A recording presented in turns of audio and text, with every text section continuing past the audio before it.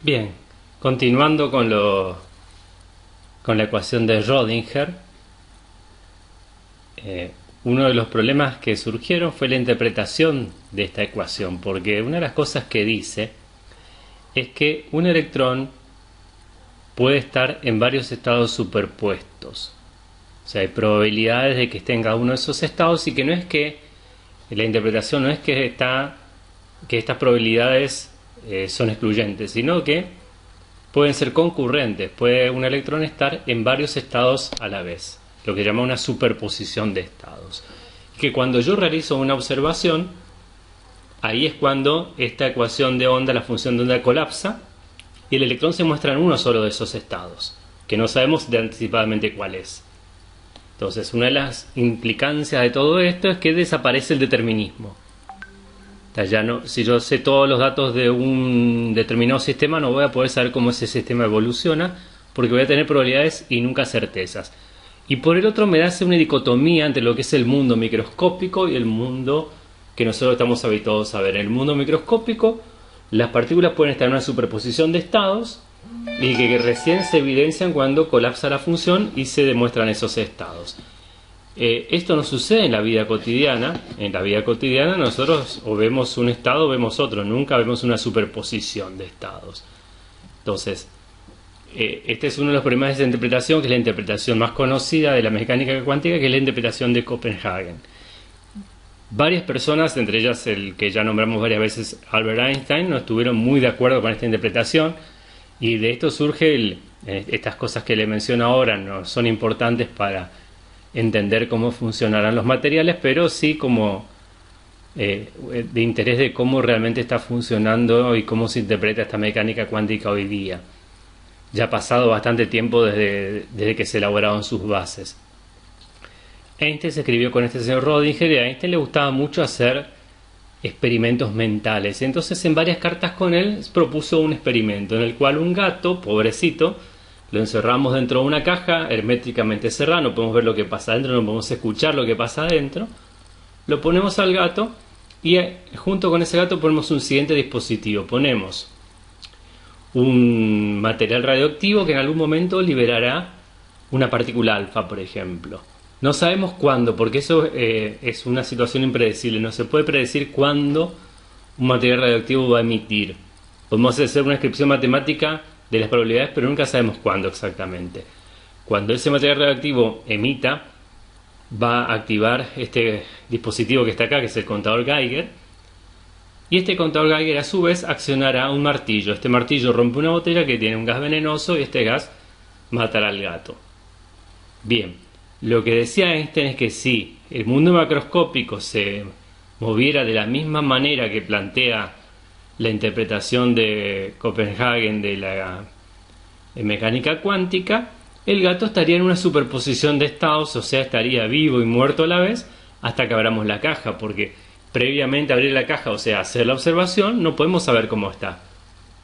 Y mientras tanto, ese gato estará vivo y muerto a la vez. Y lo que nosotros sabemos de la biología es que algo no puede estar vivo y muerto al mismo tiempo. Entonces, esta contradicción entre lo que pasa a escala macroscópica y lo que pasa a escala microscópica, para Einstein era un indicio de que había un problema con esta interpretación, o con la mecánica cuántica en sí. Digamos que por más que esta mecánica cuántica explicara un montón de fenómenos, nos respondiera a muchas de las cosas que nosotros queríamos saber, tenía sus problemas para la vida cotidiana.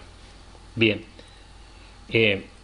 esta interpretación de Copenhagen, aunque es la todavía hoy día, es digamos la favorita entre los físicos, pero no por mucho. Digamos que apenas gana en las distintas interpretaciones que hay de la mecánica cuántica, porque como dijo un famoso premio Nobel, Richard Feynman, nadie entiende la mecánica cuántica. Imagínate si lo dijo él, que premio Nobel de física, que queda para nosotros. Pero bueno, por lo menos intentaremos describir qué trata de hacer. Otra interpretación que aparte que al principio fue casi ridiculizada, pero que a través de los años tiene más y más seguidores, es la Many Worlds Interpretation, o la interpretación de muchos mundos, o también conocida como el multiverso, que se debe a un hombre llamado Hugh Everett, que era un físico que se recibió en Princeton, si no me equivoco, y que planteó con su tesis planteó este tema. Lo quiso llevar a varios lugares. La verdad que en ese momento la interpretación de Copenhagen era muy fuerte y medio que malamente lo trataron. Tal es así que dejó la academia, se dedicó a trabajar en la industria militar y se dedicó a otras cosas, digamos. Pero no fue del todo olvidada su teoría. ¿Qué es esta teoría de los muchos mundos? Que cada vez que sucede un evento cuántico, no es que hay una superposición de estados, o sea que sucede como lo vimos en el experimento anterior, que el gato está vivo y muerto a la vez. Lo que sucede en estos casos es que cada vez que hay un hecho de estas características, el universo se divide, o mejor dicho, sigue dos caminos. En uno de esos caminos el gato está vivo, no le pasa nada, y en el otro se libera el material radioactivo, activa el contador Geiger, se libera el veneno y el gato muere. Y que estos dos universos están fuera de contacto entre sí. Digamos que una vez que sucede este hecho cuántico, se separan. Entonces, una de las cosas que le dijo a alguien, dice, pero yo no siento que todo el tiempo yo me esté separando. La respuesta de Hugh Everett fue, en la época de Copérnico también la gente le decía que no sentían que el mundo se estuviese moviendo. Y sin embargo, hoy sabemos que sí hay un movimiento, por lo menos un movimiento relativo. Si tienen tiempo, en YouTube van a encontrar un documental sobre Hugh Everett, hecho por su hijo, porque una de las historias de Hugh Everett, que era el hijo medio raro, medio nerd, de un gran músico de jazz, y su hijo a la vez, el nieto del músico de jazz, también se hizo músico. Es más, no tiene nada que ver con las matemáticas ni con la física ese chico.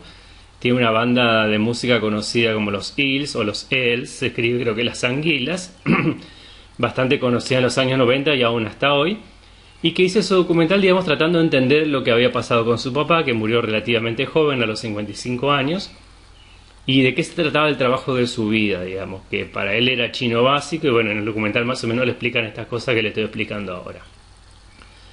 Cada vez ha ganado más adeptos porque esta teoría se saca de encima muchos de los problemas que tiene la interpretación de Copenhagen, entonces ya no es necesaria toda esa historia rara de la superposición de estados y lo demás, porque lo que pasa es que cada vez que hay un evento cuántico sucede esta separación, y además los objetos macroscópicos como que estamos hechos de un montón de sucesos cuánticos a la vez que están todos entrelazados, y al estar entrelazados como que ya disminuye toda esta posibilidad de que sucedan estos hechos.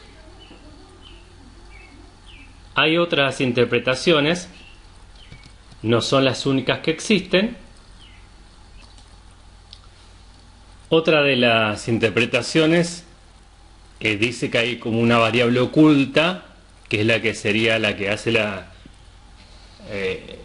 que describiría la situación un poco mejor, digamos, que todavía no ha sido descubierta. Entonces, esto es algo que hasta hoy no se puede determinar perfectamente. No hay un experimento concluyente al respecto, pero la teoría cuántica funciona, entonces la podemos utilizar. Por supuesto hay un montón de físicos a los que esto no le interesa, digamos siguen trabajando.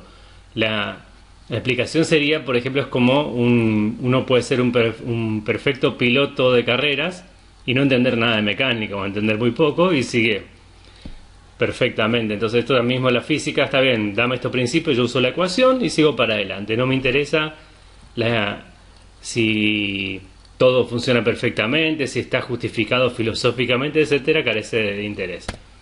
Bien, en definitiva, lo que obtenemos de esa ecuación de Rödinger son orbitales.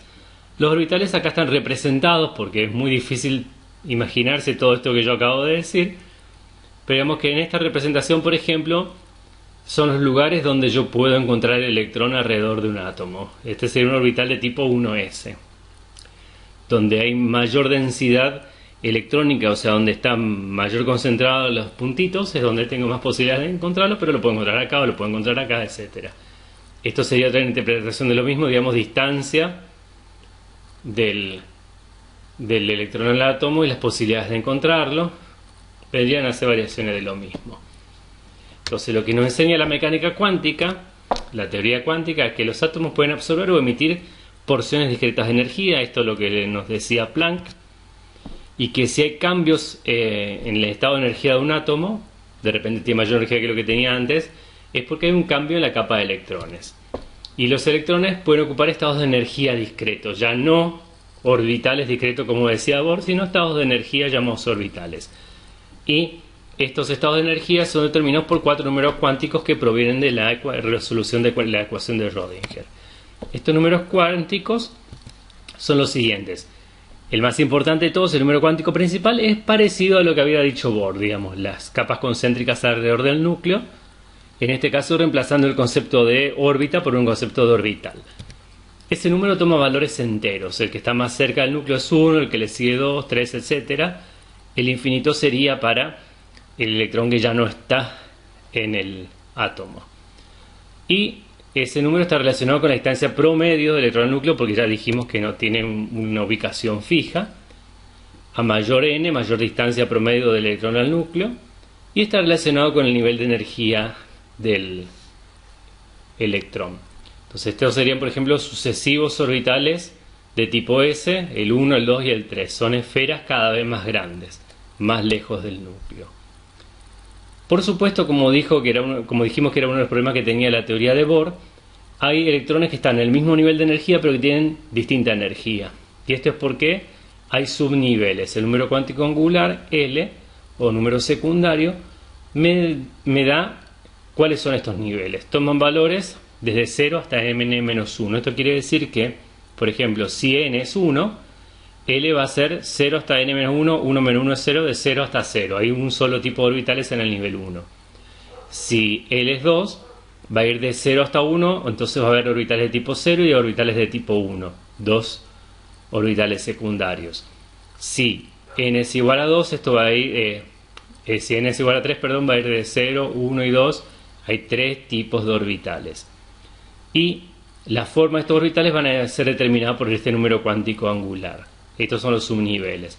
Para complicar un poco más las cosas y por cuestiones históricas, además tienen nombres. Al orbital 0, al número cuántico angular 0 se le llama S, porque venía de la espectroscopía en el cual se veía una línea brillante, entonces era Sharp.